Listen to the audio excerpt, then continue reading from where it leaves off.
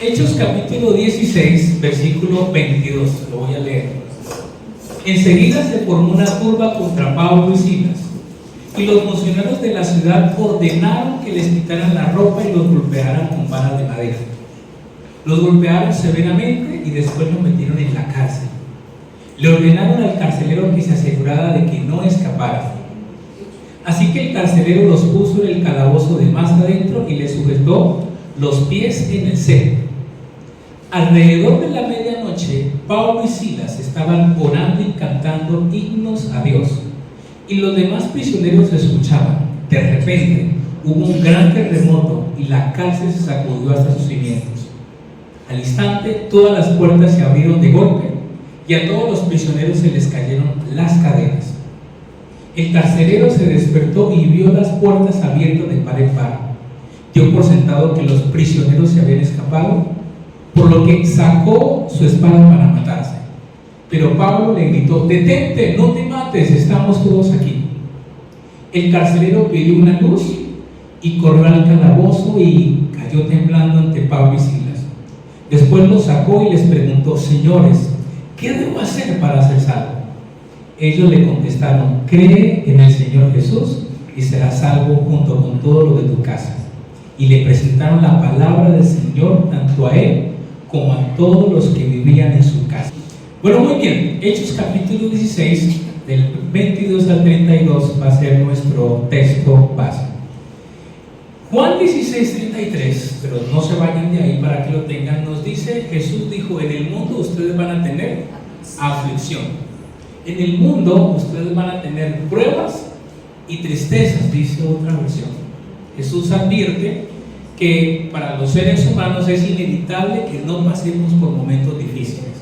Yo creo que si todos empezamos a contar aquí los momentos difíciles, pues las historias son extensas, porque todos tenemos una historia triste para contar. Solo que Jesús dice más adelante: pero anímense, yo he vencido al mundo.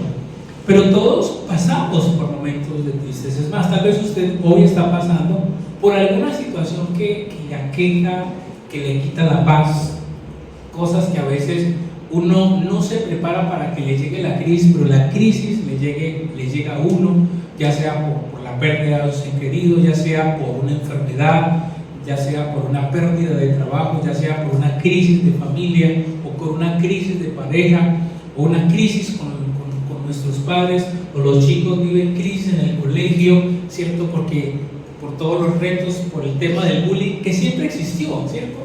Pero que ahora le llaman bullying. Pero en mi tiempo eso siempre existió, solo que uno lo arreglaba como a la salida nos vemos, decíamos. Por una la versión masculina, yo recuerdo que me decían: para pelear a la salida, ¿cierto? Porque el bullying se arreglaba en esa época, si no se iba al psicólogo, sino que a la salida nos vemos y el que ganara, pues ese era el estilo. Pero siempre existió eso. Pero insisto, todos tenemos ese tipo de circunstancias y a veces estamos pasando por cosas como esas y decimos: ¿esto cuándo va a acabar? ¿Esto cuándo va a terminar? Pues esa circunstancia, ¿cómo la voy a poder superar? Y a veces sentimos que las dificultades, pueda que estemos pasando no por ellas, sentimos que nos superan y que se vuelven como Goliat, que se levantan delante de nosotros y que no nos quieren dejar avanzar. El tema que vamos a ver hoy, que vamos a estudiar, basado en Hechos 16, del 22 al 32, es cómo enfrentar la adversidad, cómo enfrentar los momentos que podemos estar teniendo o de manera preventiva cuando nos llegue. ¿Qué es lo que nosotros tenemos que hacer? Y para eso vamos al texto. El texto nos dice rápidamente varias cosas. Les cuento un poquitico antes. Pablo va en su segundo viaje misionero. Llega a una ciudad llamada Filipos, que todavía existe hoy en la parte de Europa, y que se cree que Filipos fue la primera ciudad en Europa que escuchó el mensaje del Evangelio. Pablo viaja allá, va allá. Días antes el Espíritu Santo le había dicho: a tal lugar no, a tal lugar no, a tal lugar. Él ve un varón en una misión y él entiende que allá tiene que ir. Pablo llega allá a Filipos, y cuando llega a Filipos no había una sinagoga, porque se cree que los judíos eran minoría. Y entonces Pablo de repente un día le dice a Silas: vamos a las orillas del río. Ellos se van a las orillas de un río y empiezan a hablar con las personas que están por ahí. Y por ahí conocen a una mujer llamada Lidia, vendedora de púrpura. Y entonces ella conoce y los invita a ellos a la casa. Y entonces empieza la primera iglesia de manera así incipiente a conocer. Y Pablo empieza a predicar. Pero dice la Biblia que en uno de esos días que ellos iban a orar, había una mujer, una esclava. No era permitida la esclavitud en aquel tiempo. Una mujer esclava que tenía, dice la Biblia, un espíritu de adivinación. Así dice el relato bíblico. Dice que esta mujer tenía un espíritu de adivinación. ¿Existen los espíritus de adivinación? Sí, existen. A eso se le llama en el mundo de guerra espiritual, se le llama el espíritu del pitón, por ejemplo. Tiene ese nombre, ¿no? Y por eso usted va a sitios que le dicen, y me adivinó el futuro, ¿no? Eso es un espíritu que está habitando sobre la vida de esa persona, y eso es una cosa compleja que abre puertas a ir a ese tipo de lugares. Pero dice que esta mujer era esclava y que tiene un espíritu de adivinación que trabajaba para sus amos y les daba ganancias a sus amos. O sea, la gente iba a la casa de los amos de ella, ellos la llamaban a ella adivinaba y entonces ganaba plata por eso. Pero alguna vez dice que Pablo y Silas iban y de repente esta mujer que tiene un espíritu de adivinación decía lo siguiente: estos hombres son siervos del Dios Altísimo que les vienen a compartir la palabra del Señor. ¿Está diciendo algo malo ahí? No. Está diciendo, diríamos, algo que bueno. Y Pablo dice que día tras día esta mujer hacía eso. Estos hombres son siervos del Dios Altísimo que les van a predicar el mensaje del Señor. Pero Pablo sabía que lo que estaba operando en ella, ¿qué era? Un espíritu. Y eso es importante. No lo vamos a poder hoy desarrollar, pero eso es muy importante. No porque algo aparentemente sea espiritual, es espiritual. Ese es el punto. No porque algo, pero hay gente que dice, no, pero yo fui a ese sitio y usaban la Biblia. No porque algo parezca espiritual, es espiritual. Ella estaba diciendo algo bueno, correcto. Es más, les estaba haciendo publicidad. Pero Pablo sabe que ahí lo que está operando es que es un espíritu. Yo lo vengo diciendo una y otra vez.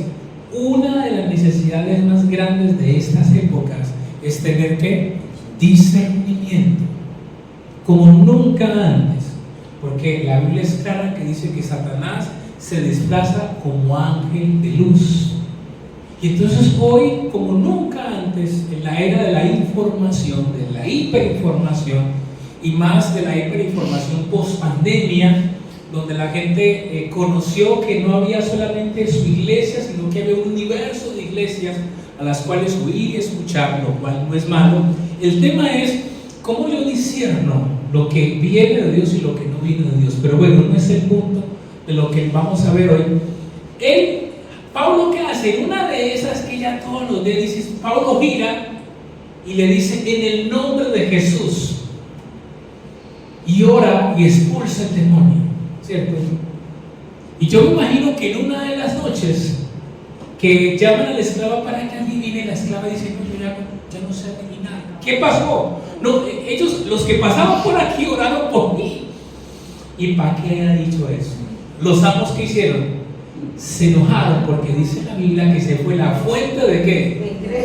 De la plata, la fuente de sus ganancias y también la fuente de la opresión, porque yo imagino la cantidad de gente que salía oprimida, porque cuando una persona participa del mundo espiritual sale con una opresión espiritual.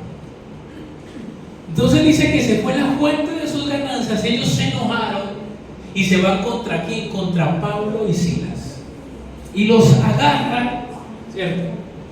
Los azotan, que se cree que en ese tiempo la cantidad de azotes era 40, generalmente se daban 39. ¿Usted se imagina eso?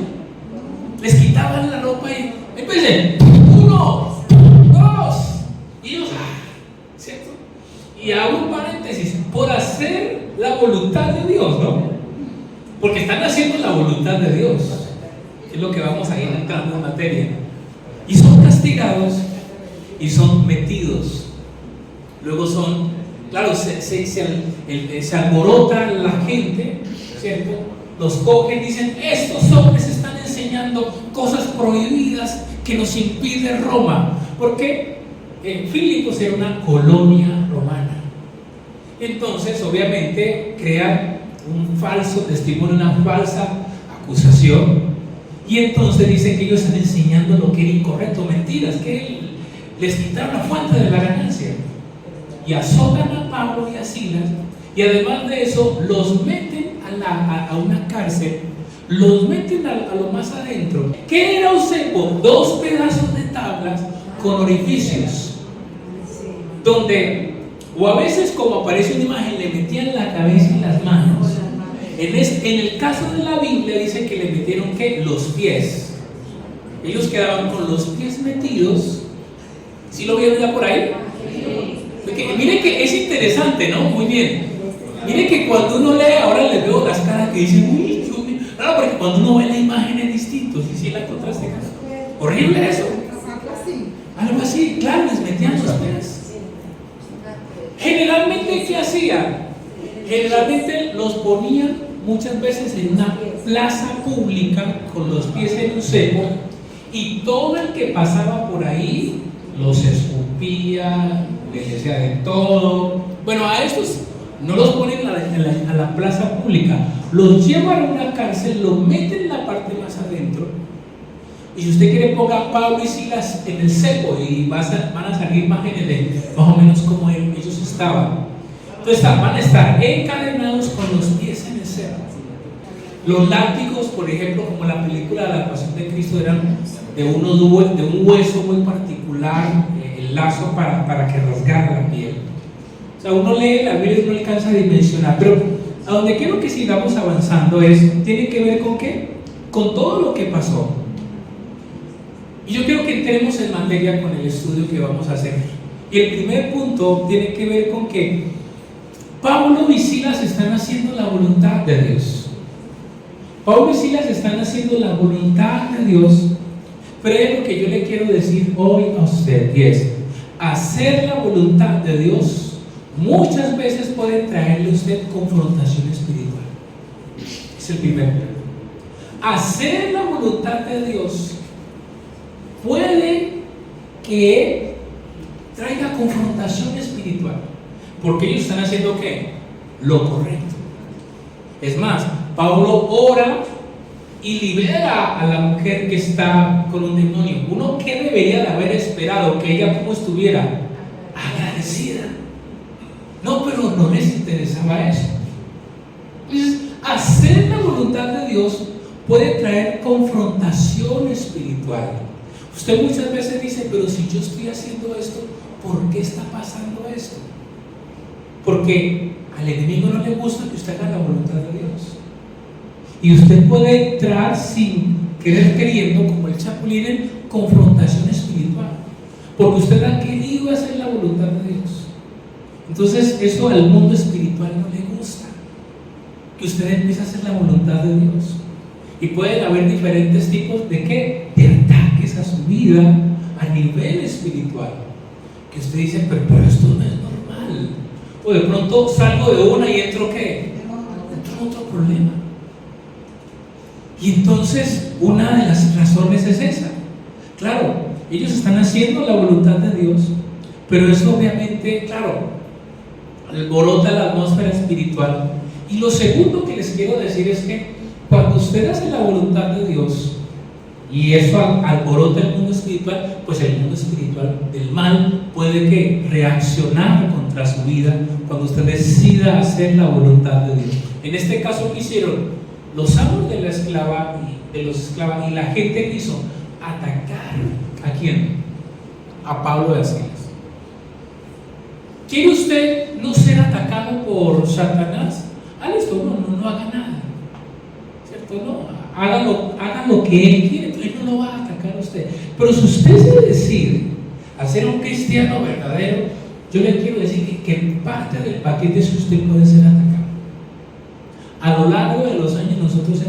pecado de muchas maneras y de muchas formas. Porque hacer la voluntad de Dios es eso. Yo recuerdo que, y algunos de ustedes saben que yo les compartí, iniciando el proyecto de iglesia, yo caí en una situación de una enfermedad muy delicada, una infección agresiva. Y en uno de esos tiempos de oración, siempre recuerdo que yo escuché esta palabra, escuché vudú. Y yo dije, ya entiendo qué es lo que está pasando. ¿Cierto? Porque yo entendí, ¿cierto? Yo más o menos sabía quién lo podía estar haciendo, me estaban haciendo. Eso tiene que ver con Haití, ¿no? Con Jamaica, por esos lados.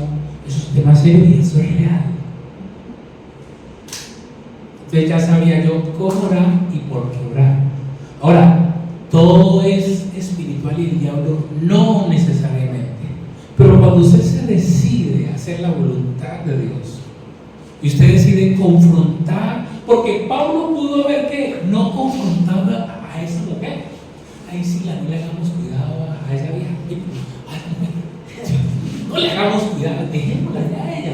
Pero Pablo, ¿qué dijo? Olvídese, yo voy a confrontar. Pues cuando usted decide confrontar el mundo espiritual, pues obviamente eso va a reaccionar contra usted. Satanás obviamente no le va a gustar. Cuando Jesús quiso hacer la voluntad del Padre, ¿qué hizo Satanás? La tentación, ¿recuerdan? Inmediatamente, porque él sabía lo que implicaba la salvación. Vino la tentación y conocemos la historia de la tentación. Si eres hijo de Dios, convierte esto. Si eres hijo de Dios, Satanás inmediatamente va a levantar toda su arsenal. No es necesariamente uno de los temas que a veces más compartimos, pero eso hace parte de la enseñanza bíblica. Y no para que usted salga hoy con temor y con miedo, sino para que usted sepa que algunas de las cosas que a veces pasan tienen que ver con el mundo espiritual. Entonces, claro, Satanás dice, ok, te metiste, ¿cierto? Y entonces él va, y ahora, ¿por dónde puede atacar él? Él va a identificar una debilidad. Él va a identificar una debilidad. Atacarnos en tu carácter. Va a atacar, por ejemplo, en tu identidad, en quién eres. Él va a atacar, porque él es experto en observar, lleva años observando al ser humano. Y sabe que aunque él está vencido, porque fue vencido en la cruz, todavía tiene poder para hacer daño a quien se lo permita. Entonces él va a identificar una debilidad. Pronto, en el caso de los padres, nuestra debilidad de comida puede ser nuestros hijos. Entonces trae aflicción a través de nuestros hijos, por ejemplo, o crisis de pareja, o el tema financiero, o tengo temores en mi salud. Él va a atacar, ¿cierto? Él va a atacar porque la idea es que usted desista de confrontar. ¿Cuál es la idea? Que Pablo y Silas desistieran de llevar el mensaje. Y va a atacar, ¿cierto? Y se va, mire, eso es como alborotar un avispero, más o menos es eso. No quiero alborotar el avispero espiritual, no, y verá que no alborota nada. Pero usted se mete en oración, usted dice, voy a hacer lo que es, voy a hacer lo correcto, voy a hacer la voluntad de Dios en el 2024. Parte del paquete es que a Satanás no le gusta. Y va a atacar, a tratar de atacar. A través de una debilidad, hace que él oiga, tienen esta debilidad, entonces voy a crear espacios para esto, ¿cierto? O en las relaciones, él va a buscar un espacio para eso. Y entonces usted tiene que, a la par de que usted decida hacer la voluntad de Dios, Efesios 6:12 dice que nuestra arma es la palabra de Dios, la espada del Espíritu, es que la palabra de Dios. Jesús, ¿con qué confrontó a Satanás? Escrito está. Escrita cosa, escrito está. Esa es nuestra. Si usted de pronto siente que está pasando por un momento de ataque, la palabra de Dios tiene que ser su base para poderlo enfrentar. Y entonces ellos son atacados, ¿cierto? De una manera tremenda. Viven todo lo que viven, son llevados allá, son puestos en el cepo, como acabamos de ver. Pero el punto central de lo que vamos a ver hoy es la actitud que ellos toman frente a la crisis. Porque ellos deciden cómo van a responder. Miren, cuando las cosas se ponen difíciles, uno tiene dos opciones de cómo va a responder uno. Opción número uno: me quejo, me lamento, me desconecto de Dios, me alejo de Dios, caigo en el síndrome de Dios me abandonó. Usted puede caer en ese punto. O la opción número dos frente a la crisis es la que tomaron ellos dos. Ellos quisieron: vamos a orar y adorar, que no es fácil. Yo siempre, a mí me encanta imaginarme el escenario. Yo imagino, ¿cierto? Imagínense el silencio del calabozo, probablemente oscuridad total. Hay un encierro, ellos están probablemente sentados, ¿cierto? Y encadenados. Y yo no me imagino cómo Pablo mira así, ¿te acuerdas de tal canción? Sí, cantémosla, ¿cierto? Y no sé qué canción habrán empezado a cantar. El Señor es mi pastor. Y se imagina, yo me imagino los presos como ¿qué está cantando?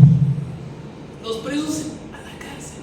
El Señor, nada, porque eso, cantarla aquí es muy fácil, pero vaya, cante usted cuando usted esté en un problema. Es más, yo le he dicho a gente: mira, ¿por qué no oras? No, yo no quiero orar,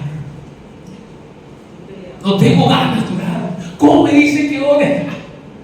Pues Pablo y Silas toman esa decisión, porque ante la crisis usted tiene esas dos opciones. Lastimosamente a veces yo he visto muchos hijos de Dios que ante la crisis toman la primera opción, la de la queja, la del lamento, la de dónde está Dios, la de la desconexión con Dios, la de yo no vuelvo, Dios me traicionó, Dios me falló. O la otra opción, que es igual es difícil, ellos hacen algo totalmente ilógico. Yo creo que es la primera vez presos que llevaban 10, 15, 20, 30 años, por primera vez oían a unos presos cantando. Yo creo que alguien dijo: estos manes están locos, o algo está pasando en ellos, y se empiezan a cantar. Y que entramos a algo súper importante: el poder de la oración y de la adoración en todo momento, pero en especial en momentos de crisis. El poder que hay en la oración y en la adoración en momentos de crisis. Y eso uno lo tiene que hacer, sienta o no sienta, porque es que a veces yo me he visto con ese problema en algunas personas. Es que no siento, es que no se trata de sentir. ¿Se trata de qué? De creer. Una vez yo estaba en un tiempo de oración y yo le dije al Espíritu Santo, no. A ver, días atrás había sentido como algo muy especial, y esta vez yo estaba orando y no sentía nada. Porque uno quiere como encasillar a Dios, ¿no? No, de esta forma yo sé que Él siempre se va a mover, y Él se mueve de manera distinta. Él no siempre se va a mover. Entonces yo recuerdo que días atrás había sentido muchas cosas. Entonces yo dije: otra vez voy a sentir eso. Y de repente no sentía nada, y yo media hora, 40 minutos, hasta que yo dije: Espíritu Santo, no siento nada. ¿Y sabe qué? Escuché una voz que me dijo: no siempre vas a sentir. Porque si la relación entre tú y yo depende de cuánto sientes, vas a tener un problema. Aquí se trata de qué? Se trata de que creas. Se trata de que creas. Porque si te pones la fe en las emociones, a veces sientes, pero a veces no vas a sentir. Pero tienes que seguir creyendo. Y entonces a veces yo me encuentro con gente y dice: no, pero estoy pasando por esto, no quiero orar. Ahí es donde hay que orar. Ahí es donde hay que clamarle a Dios. Ahí es donde que si tengo los pies en el cepo y las manos en cadenas, pero no me tapan la boca. Voy a tener mis tiempos. Voy a apartar mi tiempo. Yo tengo dos opciones: o me quedo en la queja, el lamento, o entro a la presencia de Dios y le digo: Señor, no tengo ni idea de cómo voy a salir de esto, pero aquí estoy para adorarte. Aquí estoy estoy para clamar. Aquí estoy para poner en tus manos mi vida. Hay una canción que dice, porque he peleado mis mejores batallas de rodillas en mi habitación. Porque he peleado mis mejores batallas. Hay batallas que usted las tiene que pelear.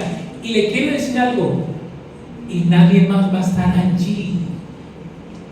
Las tiene que pelear ¿quiénes? Usted las tiene que pelear. Tal vez yo como líder pastor no voy a poder estar allí. Será las 11, 12, 1 de la mañana, no sé. Y usted la tiene que pelear. A mí me ha tocado pelear cosas y clamarle a Dios. Y al otro día uno no ve nada, pero y otra vez toca. Y al otro uno no ve nada, pero y otra vez. La Biblia no dice cuántos minutos u horas pasaron. Me llama la atención que la oración normal de Pablo y Silas pudo haber dicho, y ellos clamaron para que Dios los liberara. No dice eso. Y ellos le dijeron, Señor, quita nuestra cadena. No dice eso. Ellos simplemente empezaron ¿qué? A orar, y en especial la que dice, y los presos escuchaban los himnos. Y yo imagino, insisto, como en las películas, los presos empezaron a pararse, y empezaron a pararse, agarrados de los barrotes, escuchando a unos desconocidos que están cantando con los pies en el cepo y las manos en las cadenas. Ellos empiezan a adorar. El punto es que cada uno de nosotros tiene que decidir cómo va a pelear sus batallas, sea si la estás viviendo o cuando venga. Usted tiene que decidir cómo la va a enfrentar. Hasta hoy, por la misericordia de Dios, yo he elegido la segunda opción. Han habido noches de lágrimas, noches de clamor, noches donde al otro día no pasó nada, al otro día no pasó nada. Pero en el tiempo de Dios mete su mano.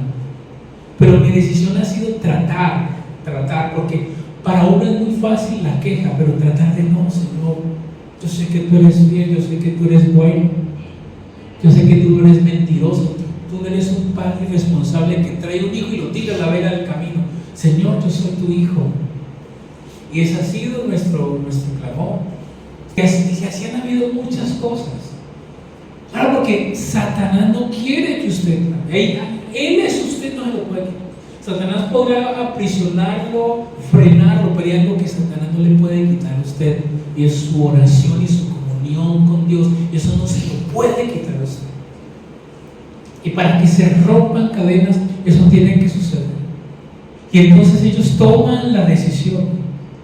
Dice 2 Corintios 10:4 que nuestras armas, las armas que tiene el creyente, son armas que dadas por, dice, las armas de nuestra milicia no son humanas. Las armas que tiene el creyente no tenemos una pistola, no tenemos un arma física, pero tenemos armas espirituales. Tenemos la oración, tenemos el ayuno, tenemos vigilar, tenemos el martes un tiempo de oración, tenemos armas. Y le cuento, son las que más teme Satanás, pero son las que muchas veces los hijos de Dios menos hacen, por temor, por miedo, por desánimo. Y entonces ellos empiezan a clamar, y entonces sucede el famoso de repente. Hay varios de repente en la Biblia. De repente empiezan a moverse, y empieza a suceder algo en la cárcel. Y yo le decía, pero ¿por qué, Señor? ¿Por qué pasa esto? Y lo que yo entendía de parte de Dios es que cuando usted entra en oración, entra en adoración, usted crea una atmósfera para que la presencia de Dios se manifieste. No es el mejor ejemplo, pero lo voy a poner, lastimosamente, porque se están dando tantos incendios en nuestro país. Si bien es cierto, hay unas teorías por ahí que se dicen, quiero hablar del tema físico. Hay una atmósfera que genera que fácilmente se generen incendios. Mire, la vida es de atmósferas. Cuando usted entra a un cine, usted espera que el cine tenga que una atmósfera, que quiere decir que las luces, que la película, que hay un sonido, que hay una tensión, porque hay una atmósfera. Un estadio tiene una ¿qué? Vea, usted va a un estadio y así usted no sabe una barra brava, usted termina saltando, ¿sí o no? ¡Oh! No una hora, usted termina y dice, porque la atmósfera, eso que hay un algo que siempre he tenido, vino mundial, tiene que ser espectacular, ¿sí? Porque la atmósfera, el estadio que uno desde acá dice, ¿por qué lloran? Ah, vaya, usted no está viendo que usted termina ¿qué? Emocionado, peleando con otro desgraciado. ¿Sí? Usted se va a desconocer porque hay una atmósfera. Guardando las proporciones, orar y adorar genera una atmósfera. Ustedes y yo lo sabemos. Una cosa es un tiempo online que lo podemos tener, pero una cosa muy distinta es cuando estamos presencial, ¿o no? Es distinto, hay una atmósfera. Entonces lo mismo, cuando usted entra en oración y en la oración, usted genera una atmósfera que hace que la presencia de Dios se manifieste. Y cuando la presencia de Dios se manifieste, hay algo que yo he entendido. Dios, como creó todas las leyes, Él las puede ¿qué? Cambiar. Muy bien. Cuando la presencia de Dios se manifiesta, la atmósfera cambia. Luego las leyes cambian. Entonces, por ejemplo, la ley de la gravedad es distinta cuando la atmósfera de Dios se manifiesta. Suena un poco raro, pero es de la siguiente manera. Cuando usted entra en el agua, su cuerpo se comporta distinto, ¿sí o no? Porque usted entró ¿en qué? En un medio distinto. Su cuerpo está en el agua. Su cuerpo aquí pesa algo, pero su cuerpo en el agua pesa ¿qué? Distinto. Es más, usted en el agua tiene que respirar de manera distinta, ¿cierto? Uno tiene que, me costó mucho, ¿no? Me decía el instructor Fernay, respire por la boca, don Fernay. Ya, acá, póngase y botar por la nariz. Es uno, ¿cierto? Respira distinto. Nuestro cuerpo se comporta distinto porque está en una atmósfera distinta, en un ambiente distinto. Por eso, por ejemplo, cuando uno tiene tiempo de oración y se crea la atmósfera que hay que crearla, empiezan a suceder cosas. Porque nuestro cuerpo entró a otra atmósfera y esa atmósfera es ¿qué? Espiritual. Entonces nuestro cuerpo se comporta de manera distinta y algunos se caen, otros sienten algo, porque no entra una atmósfera que el cuerpo no está acostumbrado a estar. Y unos pueden llorar y otros pueden. El reto, uno de los retos de la vida espiritual es cuidar la atmósfera. A Satanás le gusta distraer las atmósferas, porque eso hace que la gente se desconecte y como que si estuviera se cae otra vez.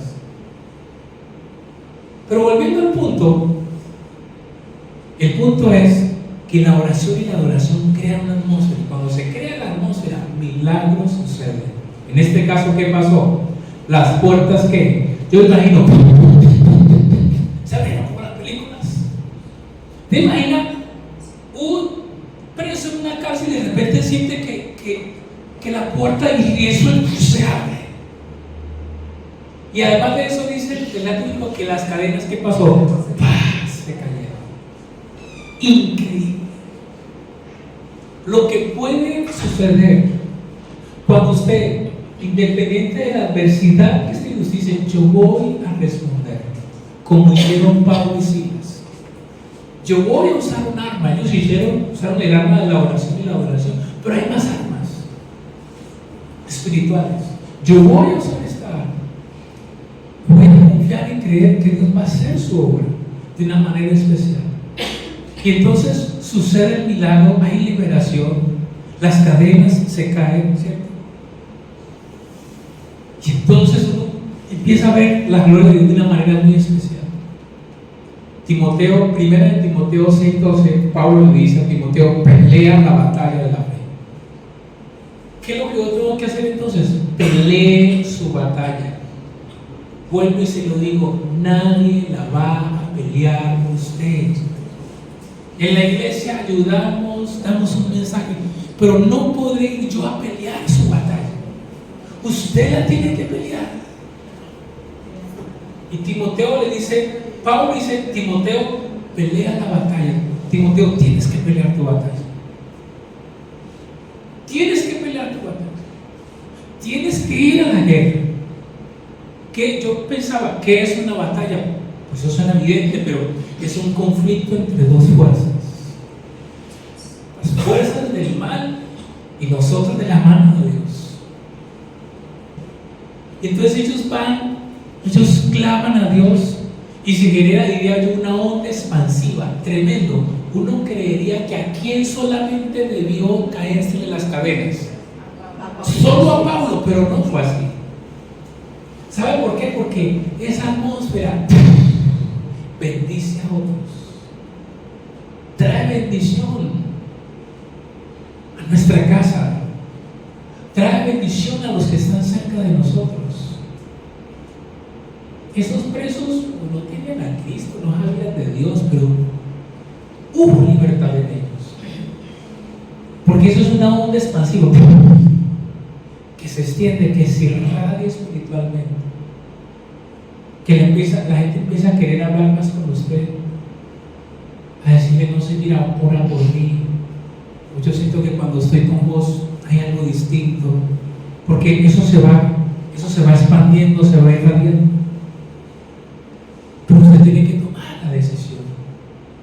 Vamos avanzando para que finalicemos. Finalmente aparece el carcelero, que fue el que metió a Pablo. El carcelero ve las puertas y dice, los prisioneros escaparon. Dice más adelante. Y entonces el carcelero se quiere quitar la vida. ¿Y sabe qué le dice Pablo? No lo hagas.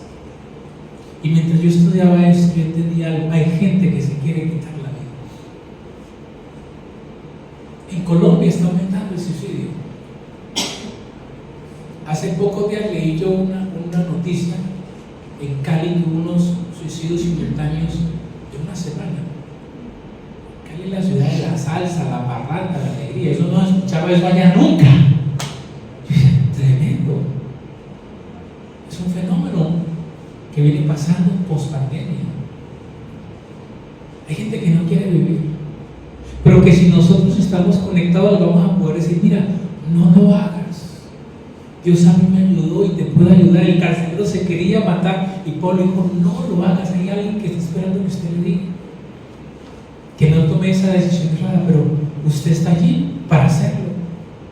El carcelero pide luz, la gente pide luz, hasta que el carcelero increíble dice, ¿y yo qué tengo que hacer para ser salvo? Y Pablo que le dice, no tienes que hacer nada, lo único que tienes que hacer es que creer. Viene la famosa frase, serás salvo que tú y tu casa. Increíble, el carcelero los lleva, le lava las heridas, le presenta a la familia y la familia se convierte. Qué forma tan tremenda de nacer la iglesia, pero también qué forma como Pablo nos enseña. ¿Cómo podemos concluir? Y eso, no sé si usted está aquí en algún momento cansado de pelear o diciendo, ¿cómo enfrento yo esto? Hoy vemos una manera como Pablo ya nos enseña cómo podemos enfrentar la adversidad. El reto que usted tiene es tomar esto y decir, listo, yo también voy a pelear mi batalla. Yo también voy a enfrentar esta circunstancia, pequeño o grande, y voy a clamar y clamar al Señor. Voy a agarrarme de la pierna del Señor como Jacob, que le dijo a Jacob, no te suelto si no me bendices. No te suelto. Y que usted tome hoy entonces esa decisión, para que también yo declaro en el nombre de Jesús que si usted entra en esa batalla, usted va a ver en este año cadenas se van a caer, no solamente en su vida sino en otros. Puertas como se abrieron se van a abrir en su vida, pero el reto es que usted tome la decisión de pelear